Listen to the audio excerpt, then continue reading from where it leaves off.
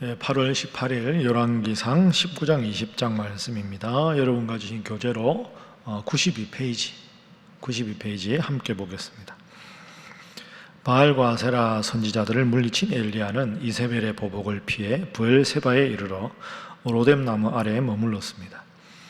엘리야는 죽기를 구하였으나 하나님은 천사를 통해 구운 떡과 물을 공급하시고 세미한 음성으로 예언의 말씀을 주십니다.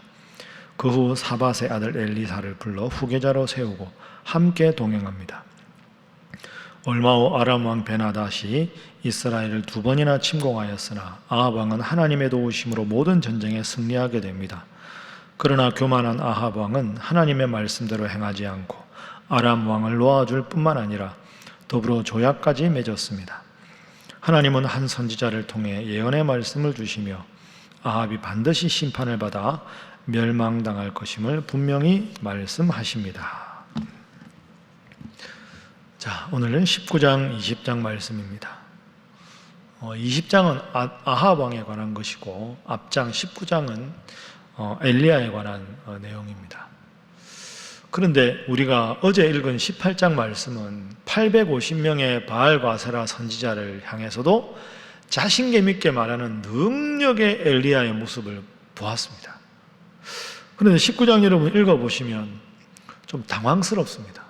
그렇게 당당하고 자신감이 넘치던 엘리야가 한없이 여리고 나약하고 초라한 그런 모습으로 우리에게 다가오기 때문입니다.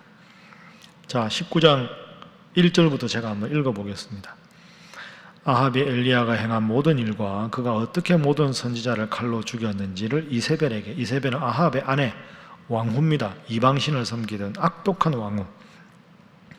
2절 이세벨이 사신을 엘리야에게 보내어 이르되 내가 내일 이맘때에는 반드시 너의 생명을 저 사람들 중 한 사람의 생명과 같게 하리라.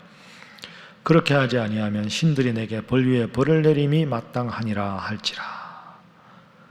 이세벨이 그 말을 듣고 이방신을 섬기는 선지자들을 다 죽여, 내가 엘리야 너 죽여버릴 거야, 이렇게 말합니다. 그럼 평상시에 엘리야 같으면 무슨 말이냐, 하나님이 나와 함께 하시는데 왕도 아니고 왕후인 주제에 아랑곳하지 않아야 되는데 엘리야가 이상합니다. 3절 엘리야가 이 형편을 보고 일어나 자기의 생명을 위해 도망하였다. 850명의 선지자 앞에서도 당당했는데 왕후가 화가 났다고 해서 죽이겠다고 한다고 도망을 갑니다. 더 당황스러운 건 4절입니다. 자기 자신은 광야로 들어가 하룻길쯤 가서 한 로뎀 나무 아래에 앉아서 자기가 죽기를 원하여 이르되 여호와여 넉넉하오니 지금 내 생명을 거두시옵소서. 나는 내 조상들보다 낫지 못하나이다 하고. 하나님, 저를 죽여주세요. 그냥 저 죽을래요. 여러분 이상하죠? 어제 본문과 오늘 본문의 같은 엘리야가 어떻게 이렇게 달라질 수 있을까? 이 중요한 영적인 교훈이 숨어 있습니다.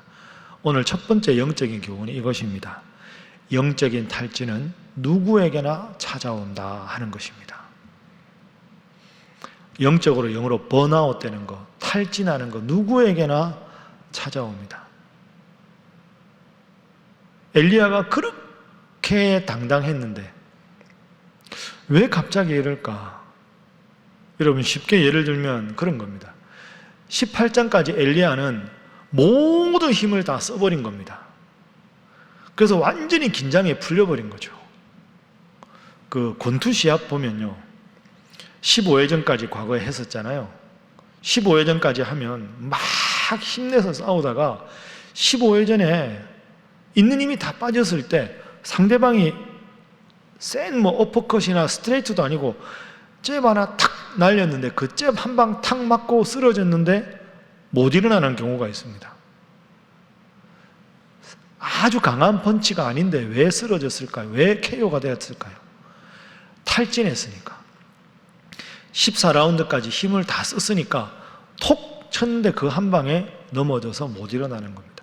바로 19장의 엘리야가 그런 모습입니다.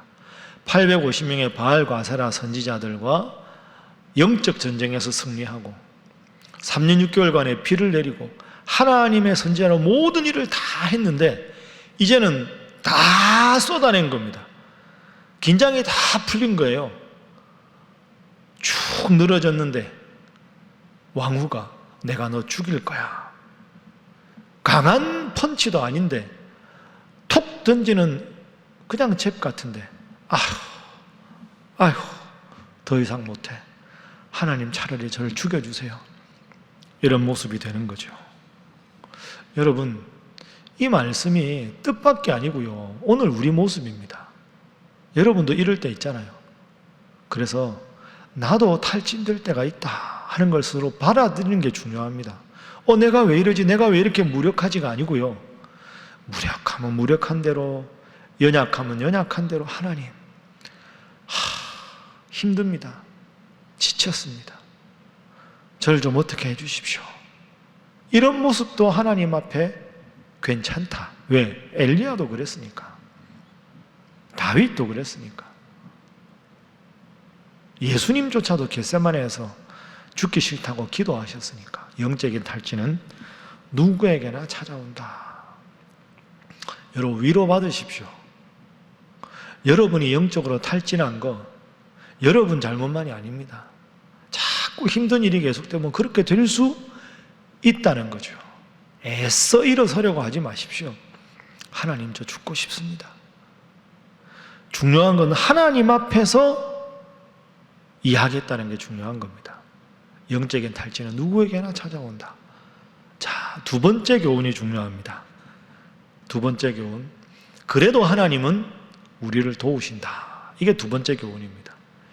영적으로 탈진해서 저를 죽여주세요 그냥 하나님이, 이렇게 나약한 모습, 불신앙적인 모습을 보여도 하나님은 그래도 우리를 도우신다. 누구를 도왔듯이? 엘리야를 도와주셨듯이. 자, 19장 보십시오.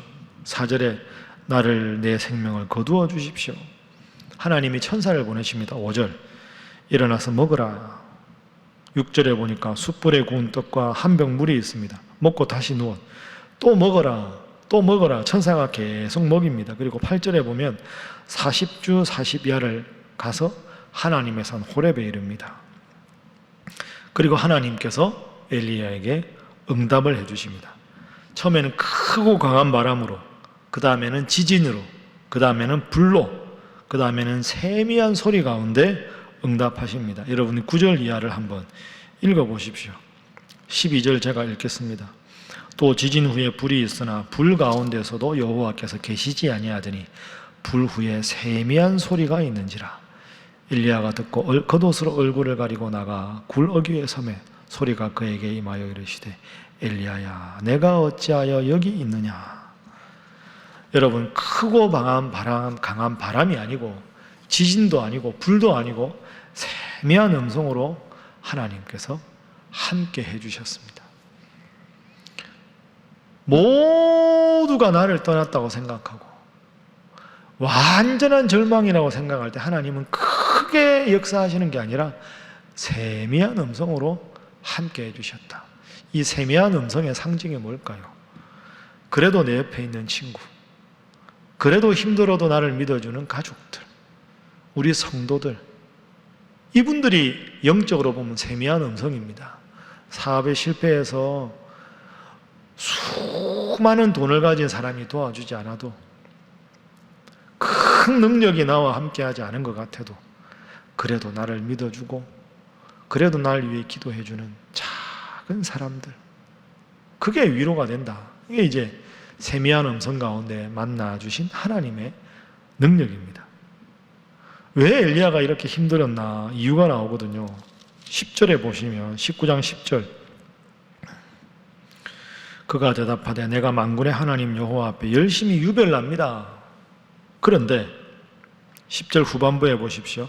오직 나만 남았습니다. 이게 엘리야가 무기력하게 된 원인입니다. 나밖에 없습니다. 외롭습니다.